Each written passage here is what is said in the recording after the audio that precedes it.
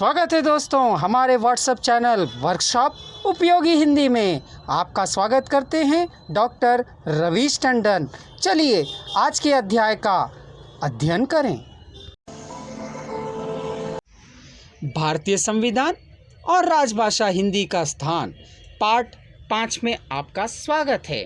कुछ विशेष निर्देश। अनुच्छेद 350 व्यथा के निवारण के लिए अभ्यावेदन में प्रयोग की जाने वाली भाषा। प्रत्येक व्यक्ति किसी व्यथा के निवारण के लिए संघ या राज्य के किसी अधिकारी या प्राधिकारी को यथास्थित संघ में या राज्य में प्रयोग होने वाली किसी भाषा में अभ्यावेदन देने का हकदार होगा।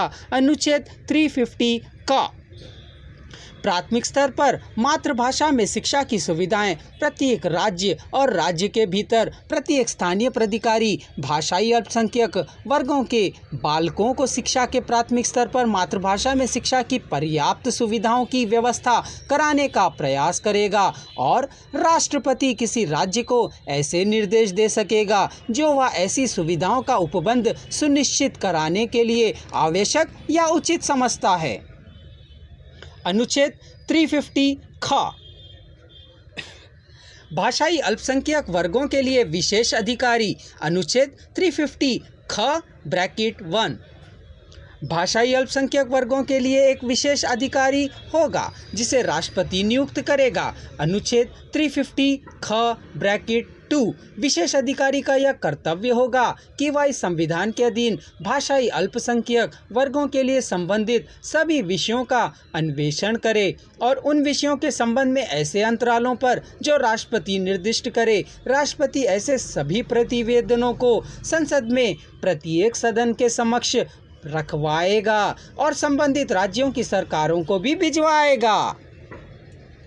अनुच्छेद 351 हिंदी भाषा के विकास के लिए निर्देश। संघ की यह कर्तव्य होगा कि वह हिंदी भाषा का प्रसार बढ़ाए, उसका विकास करे, जिससे वह भारत की सामाजिक संस्कृति के सभी तत्वों की अभिव्यक्ति का माध्यम बन सके और उसकी प्रकृति में हस्तक्षेप किए बिना हिंदुस्तानी में और 8वीं अनुसूची में विनिर्दिष्ट भारत की अन्य भाषाओं में प्रयुक्त रूप, शैली और पदों के लिए मुख्यतः संस्कृत से और गौणता अन्य भाषाओं से शब्द ग्रहण करते हुए उसकी समृद्धि सुनिश्चित करे। इसी तरह से अनुच्छेद 352 में आपात संबंधी निर्देश है। अनुच्छेद 353 में आपात की उद्घोषणा के प्रभाव के बारे में जानकारी दी गई है।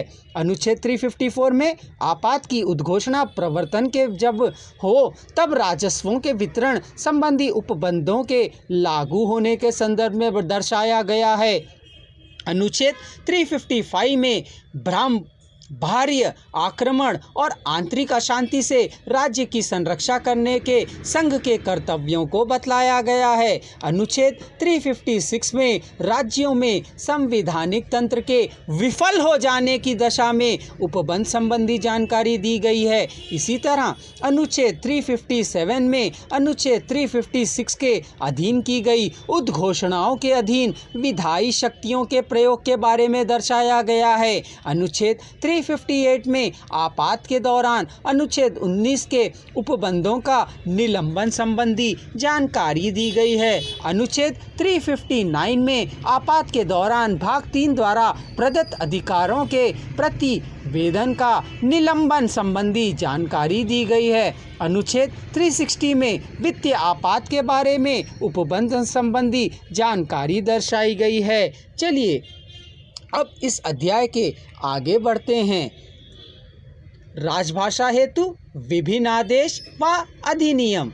राजभाषा अधिनियम 1936 यथा संशोधित 1967 1963 का अधिनियमिक संख्या 19 उन भाषाओं का जो संघ के राजकीय प्रयोजनों, संसद के कार्य के संव्यवहार, केंद्रीय और राज्य अधिनियमों और उच्च न्यायालयों में कतिपय प्रयोजनों के लिए प्रयोग में लाई जा सकेंगी। उपबंध करने के लिए अधिनियम भारत गणराज्य के 14वें वर्ष में संसद द्वारा निम्नलिखित रूप में यह अधिनियमित होगा। चलिए आगे के वीडियो चैनल में इसके आगे का भाग देखते हैं।